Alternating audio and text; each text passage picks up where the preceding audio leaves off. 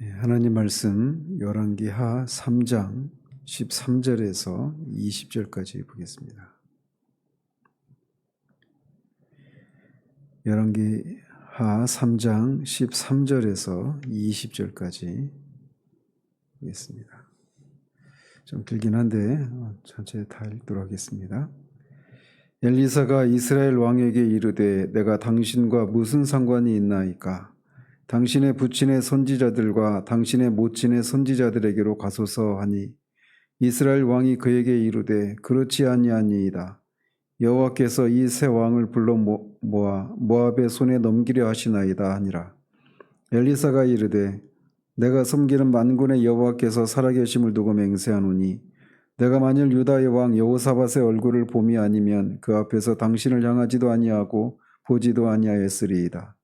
이제 내게로 검은고 탈 자를 불러오소서 하니라. 검은고 타는 자가 검은고를 탈 때에 여호와의 손이 엘리사 위에 있더니 그가 이르되 여호와의 말씀이 이 골짜기에 개천을 많이 바라 하셨나이다.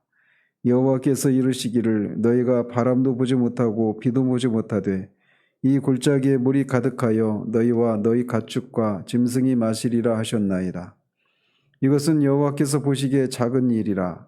여호와께서 모압 사람도 당신의 손에 넘기시리니 당신들이 모든 견고한 성읍과 모든 아름다운 성읍을 치고 모든 좋은 나무를 베고 모든 샘을 메우고 돌로 모든 좋은 밭을 헐리이다 하더니 아침이 되어 소재 드릴 때에 물이 에돔 쪽에서부터 흘러와 그 땅에 가득하였더라. 아멘. 어제는 여호람이 여호와의 뜻을 묻지 않고 남유다와 에돔과 더불어 연합군을 형성해서 모압을 정벌하기 출정했다가 물이 없는 그런 재앙을 당함으로써 결국 여호와의 뜻을 구하는 그런 장면까지 살펴보았습니다. 오늘 본문은 읽으신 것처럼 엘리사의 예언을 통해서 공경에 처한 연합군에게 물이 공급될 것이다. 그리고 실제로 공급된 것과 모압에게 승리를 거둘 것이라고 하는 그런 예언의 내용이 기록되어 있습니다. 이렇게 새 왕의 방문을 받은 엘리사는 특별히 이스라엘 왕 여호람에게 내가 당신과 무슨 상관이 있나이까? 라고 이렇게 퉁명스러운 어조로 그에게 이렇게 묻습니다.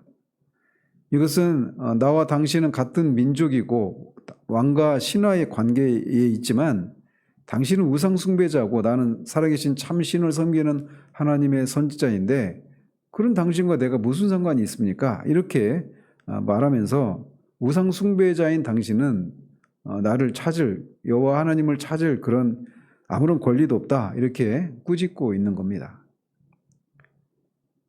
그리고는 여호람 당신의 아버지와 어머니의 선지자들에게 가라. 즉 바알 선지자들과 아세라 선지자들에게 가라. 이렇게 그들에게 가서 도움을 구하라 라고 말합니다. 즉 전쟁의 출정 여부를 여호와와 무관하게 결정하고서 막상 환란이 닥치자 그냥 궁여지책으로 자신을 찾아온 것에 대해서 엘리사가 여호람을 비난하고 책망하고 있는 겁니다. 이런 엘리사의 발언으로 보아 여호람이 비록 앞에 2절에서처럼 바알의 주상을 제하는 그런 행위를 통해서 겉으로는 부모의 길과는 다른 길을 간 것처럼 보였지만 전반적인 그의 삶의 태도로 볼 때는 실상 그들의 부모와 다름없는 우상 숭배자였음을 여실히 입증해 주고 있는 겁니다. 즉 엘리사는 이런 이율배반 표리부동한 이런 여호람의 면모를 냉소적으로 지적하고 책망하고 있는 겁니다.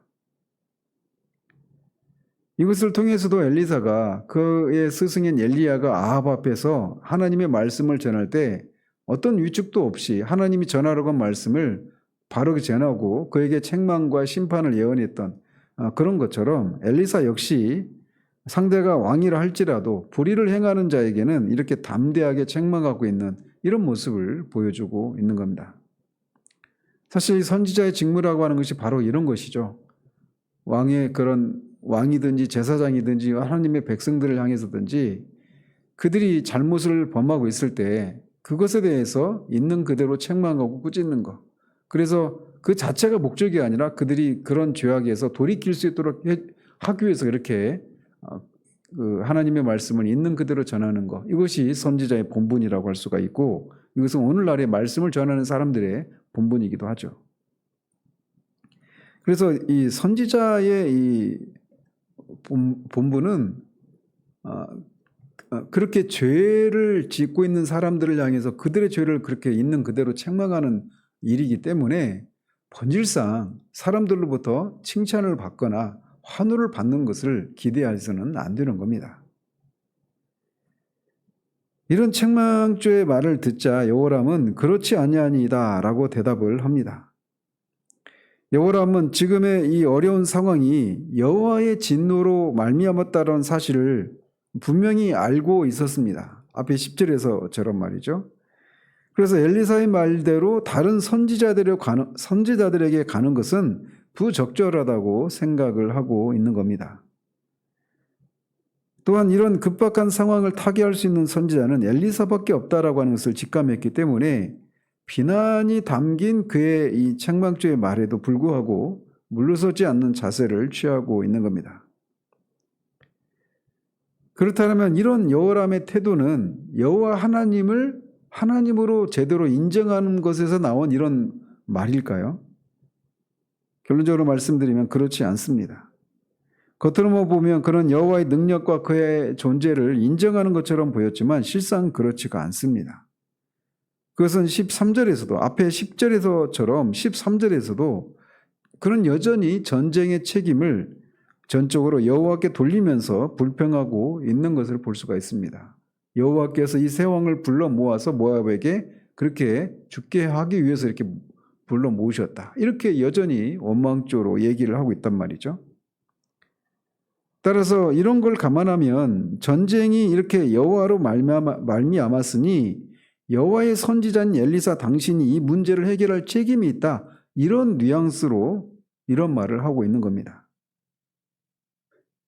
즉 위급해진 상황을 해결하기 위해서 여호와를 전적으로 의지하는 것이 아니라 감히 여호와 하나님께 이 위험의 책임을 여호와 하나님께 돌리고 엘리사 당신이 여호와의 선지자이니까 당신이 이 문제를 어떻게 해결해라 이런 식으로 얘기를 하고 있는 것이죠.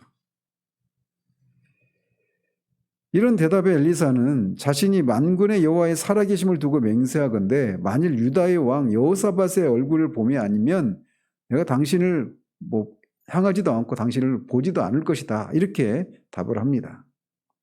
즉 엘리사는 여호사밧으로 인해서 여호람의 이 요청을 수락하고 있는 것을 보여주고 있는 장면입니다. 이런 사실에서 우리는 여호사밧만큼은 하나님께서 인정해주고 계심을 볼 수가 있습니다.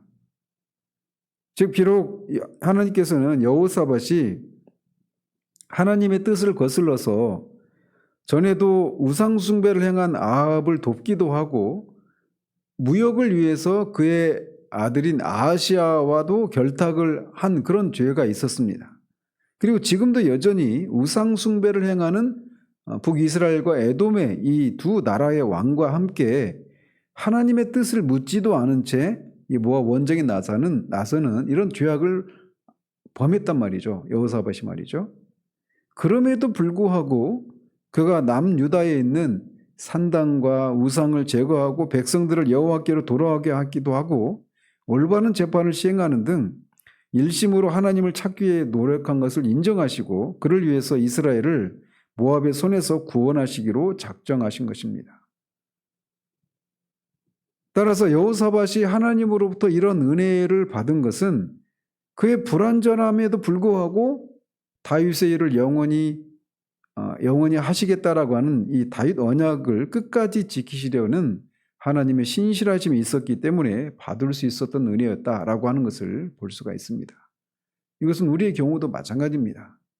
우리가 비록 하나님 앞에 이런저런 실수와 죄를 범하는 그런 상황 가운데 있을 때에도 우리가 예수 그리스도와 맺은 그 언약을 붙들고 하나님 앞에 나갈 때 하나님은 예수 그리스도의 그 언약을 기억하시고 우리를 응대하시고 우리에게 응답을 해주신다라고 하는 이것을 우리에게 교훈해주고 있는 모습이라고 할 수 있습니다.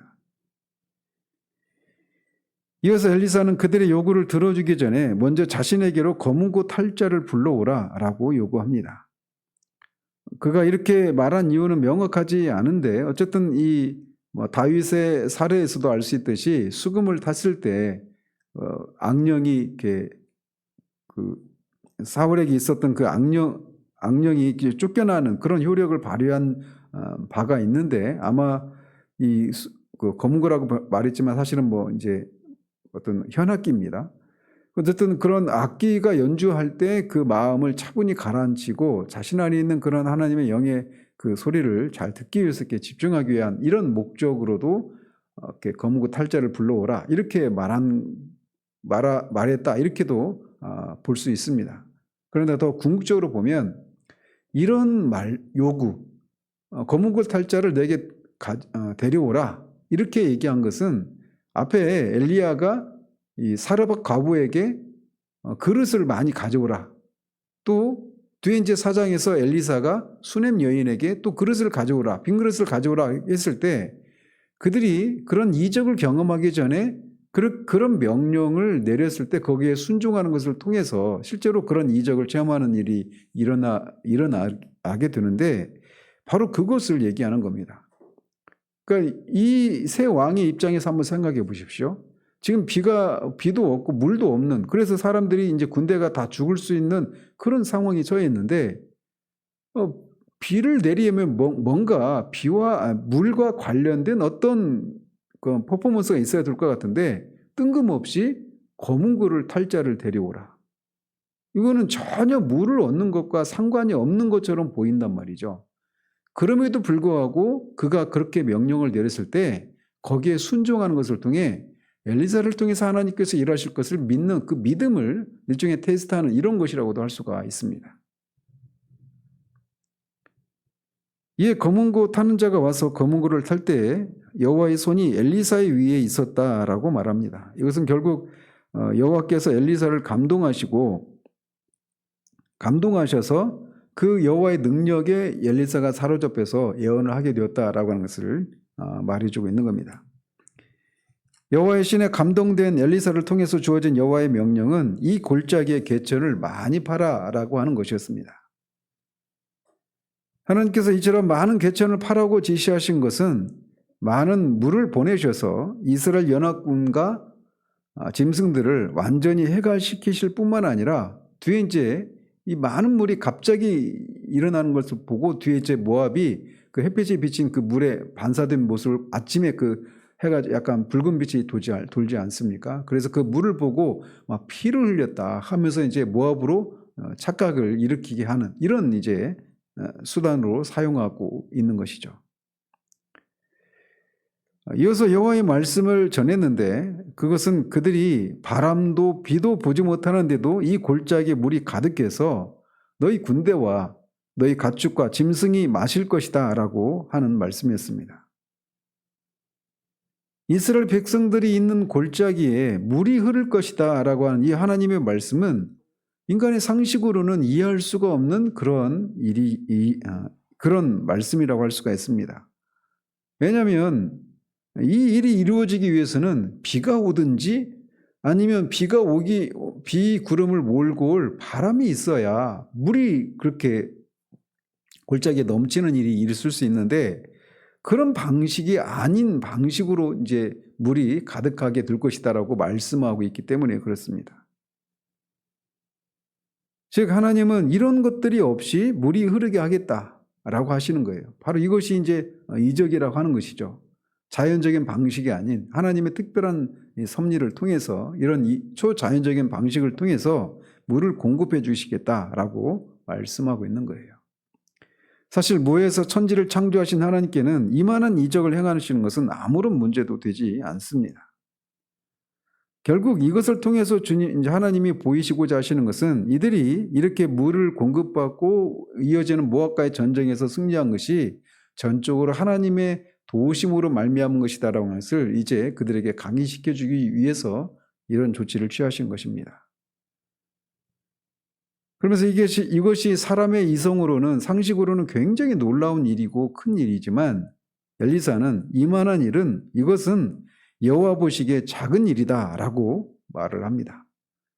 그러면서 덧붙여서 모압 사람도 당신의 손에 넘기실 것이다 라고 말해서 모압과의 전쟁에서 승리할 것을 예언을 합니다. 이만한 일은 여호와께 작은 일이다 라고 말하고 있는 것은 기적과 승리를 체험하기 전에 이스라엘 연합군과 그 군대를 이끄는 왕들로 하여금 하나님께 대한 믿음을 회복시키고 있는 그런 기제로 작용을 하고 있는 겁니다. 즉 그들이 체험할 이적보다 선결되어야 할 것은 이런 이적을 일으킬 수 있는 하나님의 능력에 대한 믿음이라고 할 수가 있어요. 한번 생각해 보십시오. 이스라엘 연합군이 지금 처한 상황은 군대를 7일간이나 이렇게 이끌고 행군했지만 물 한 방울조차 얻을 수 없는 절체절명의 위기 상황이었습니다. 만약에 이런 상황 속에서 모압 군대가 이들을 습격이라도 한다라면 이들은 이미 지치고 사기가 떨어질 대로 떨어져 있는 그런 상황에서 이 속수무책으로 패할 수밖에 없었을 것입니다. 즉 그들은 전쟁에서 승리하기는커녕 전쟁 수행 자체가 불가능한 그런 아주 전의를 상실할 수밖에 없는 그런 상황이었단 말이죠. 그런데 이렇게 전의를 상실하고 이 전멸의 공포 속에 떨고 있는 그들에게 하나님은 엘리사를 통해서 물을 공급해 주실 뿐만 아니라 모압과의 전쟁에서 승리를 할 것을 예언하고 있는 겁니다. 이것은 이스라엘 연합군이 이 전쟁에서 승리한 것이 오로지 하나님의 개입하심으로 말미암은 것이다 라고 하는 것을 분명히 드러내주고 있는 겁니다. 그래서 이 모압과의 전쟁에서 어느 정도의 승리를 거둘 것이냐면 모든 견고한 성읍과 모든 아름다운 성읍을 치고 모든 좋은 나무를 베고 모든 샘을 메우고 돌로 모든 좋은 밭을 헐 정도로 그렇게 완전히 모압을 초토화시킬 정도의 큰 승리를 거둘 것이다. 이렇게 예언을 하고 있습니다. 근데 우리말 성경에는 이렇게 이제 장래 일어날 이런 미래 시점으로 예언으로 이렇게 번역을 했는데 원문은 이게 예언으로도 번역할 수 있지만 명령형으로도 번역을 할 수가 있습니다. 즉, 이렇게 해라 이런 명령이라는 것이죠. 그래서 공동 번역에서는 이런 명령의 의미를 살려서 그러면 아름다운 수목을 모조리 쓰러뜨리고 샘 구멍을 남김없이 틀어막고 옥토를 모조리 돌밭으로 만들라 이렇게 번역을 합니다.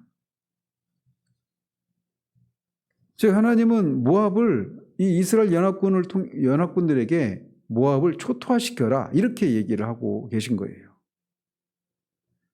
이렇게 모압이 초토화가 되면 여호람의 입장에서는 어떤 의미가 있는 것이겠습니까? 여호람의 입장에서 보면 이 전쟁을 수행하게 된 동기가 모압이 해마다 이스라엘 경제에 막대한 양의 그런 조공을 바치다가 그것을 바치지 않는 것 때문에 이것을 원상 회복하기 위해서 전쟁을 치른 거란 말이에요.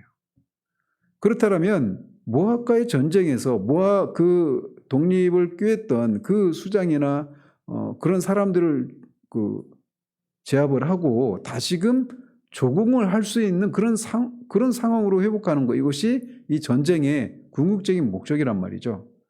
그런데 이렇게 모압을 초토화시켜버리면 모압의 경제가 완전히 초토화되기 때문에 모압이 북이스라엘에게 조공을 바치는 것은 불가능한 상황이 되고 맙니다. 그래서 겉으로 보면 승리를 거둔 것이지만 실상 속내를 들여다보면 사실은 북이스라엘이 전쟁을 한 목적이 거의 이루어지지 않는 그런 상황이 되고 만단 말이죠. 그러면 하나님은 왜 이런 방식으로 모압과의 전쟁에서 승리를 하게 하셨을까요? 전쟁에서 승리했지만 전쟁의 궁극적인 목적인 이 조공을 바치는 이런 일이 회복되지 못하도록 완전히 초토화시켜버릴 이런 방식으로 승리를 하도록 그렇게 하셨을까라는 겁니다. 이것은 여호람에 대한 하나님의 심판이다라고도 할 수가 있습니다. 우상 숭배자인 그러니까 여호사밧의 얼굴을 보고 이 모압과의 전쟁에서 승리를 하게 하시긴 하지만 우상 숭배자인 여호람에 대한 심판으로 결국은 이렇게 경제적인 이득을 전혀 얻을 수 없는 방식으로 승리를 하게 하시는, 인간이 그 알아챌 수 없는 방식으로 그렇게 섭리를 하셨던 것입니다. 그리고 이런 예언을 따라서 아침이 되어 소재 드릴 때에 물이 에돔 쪽에서부터 올라와서 그 땅에 가득하게 되었습니다. 그러니까 물이 올라왔다라고 하는 이런 표현 자체도 이것이 이적이라고 하는 것을 우리가 알 수가 있습니다. 이처럼 하나님의 약속은 어김없이 성취가 되었습니다. 이것을 통해서 오늘 본문을 통해서 우리가 볼 수 있는 것처럼 하나님께서 자기 백성들의 간구와 필요에 이렇게 즉각적으로 응답할 수 있는 준비와 능력을 갖추고 계신 분이시라고 하는 것을 우리에게 보여주고 있는 겁니다. 특별히 어제도 말씀드린 것처럼, 그리고 앞에서도 말씀드린 것처럼 여호사밧의 얼굴을 보고 하나님이 그의 이런 은혜를 베푸신 거란 말이에요. 그런데 여호사밧도 이 상황이 여호사밧 역시 하나님께 이 전쟁을 수행해 두는지를 묻지를 않았습니다. 그리고 어떻게 전쟁을 수행할지도 묻지 않았어요. 그리고 여호람은 여전히 그 우상 숭배자였는데도 여전히 이미 그 전에 그런 일로 인해서 하나님의 선지자로부터 책망을 받은 바가 있음에도 불구하고 똑같은 실수를 지금 범하고 있단 말이죠. 그래서 이 재앙이 여호와께서 이 징계로 내리신 것이라고 하는 것을 여호사밧도 알고 있었단 말이에요. 그런데도 그는 이것이 하나님이 내가 하나님 앞에 범한 이 죄 때문에 내린 징계다라고 말하면서 이것은 내가 그냥 받아야 된다라고 하면서 그냥 묵묵히 그 하나님의 징계를 그냥 견디고 있지 않고 그럼에도 불구하고 하나님 앞에 나왔다라는 것입니다. 그리고 그런 여호사밧을 위해서 하나님이 이런 이적을 베푸신 거예요. 그리고 이런 일은 여호와 보시기에는 작은 일입니다.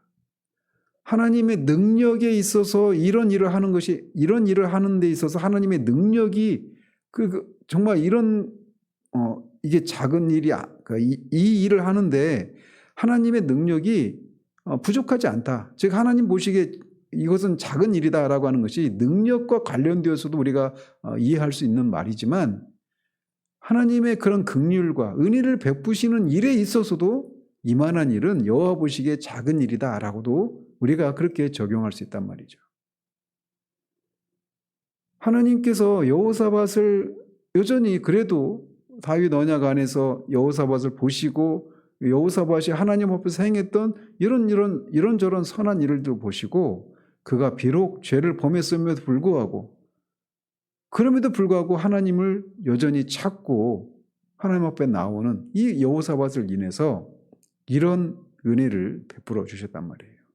어제 저녁에도 우리가 성찬에 대해서 우리가 살폈던 것처럼 자기를 살피면 하나님 앞에 그렇게 나와서 성찬의 떡과 포도주를 마실 수 없을 것 같은 그런 우리들임에도 불구하고 그래서 그냥 받아 먹으라라고 한 이 명령을 감히 우리가 수행하지 못할 것 같은 그런 상황 가운데 있을 때도 주님이 우리에게 말씀하신 것은 바로 그런 너를 위한 내 몸이고 너를 위한 내 피다라고 하시는 그 말씀을 붙들고 오히려 담대하게 이 성찬의 떡과 포도주를 마시는 것처럼 우리가 하나님 앞에 비록 연약하고 그래서 실수하고 넘어지는 그런 상황 가운데 있을 때에도 하나님 앞에 긍휼을 구하며 나갈 때 하나님은 우리가 예기치 못한 그런 방식으로 우리를 환대하시고 응답해 주시는 그런 분이시라는 것입니다.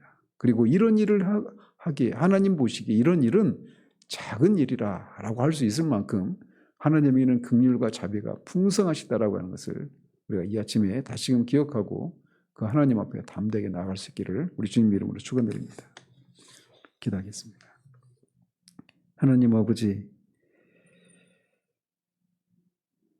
이런 일은 여호와 보시기에 작은 일이라라고 하는 그런 여호사밧이나 이 이스라엘의 그 연합군의 새 왕들이 하나님 앞에 죄를 범했음에도 불구하고 하나님이 그들에게 넘치는 은혜를 베풀어 주셔서 물을 공급하시고 무엇과의 전쟁에서의 승리를 예언하는 장면을 살펴보았습니다.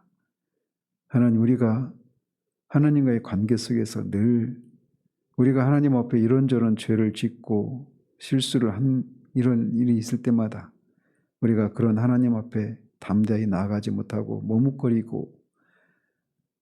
머뭇거리기 쉬운 것이 우리들임을 주님이 아십니다.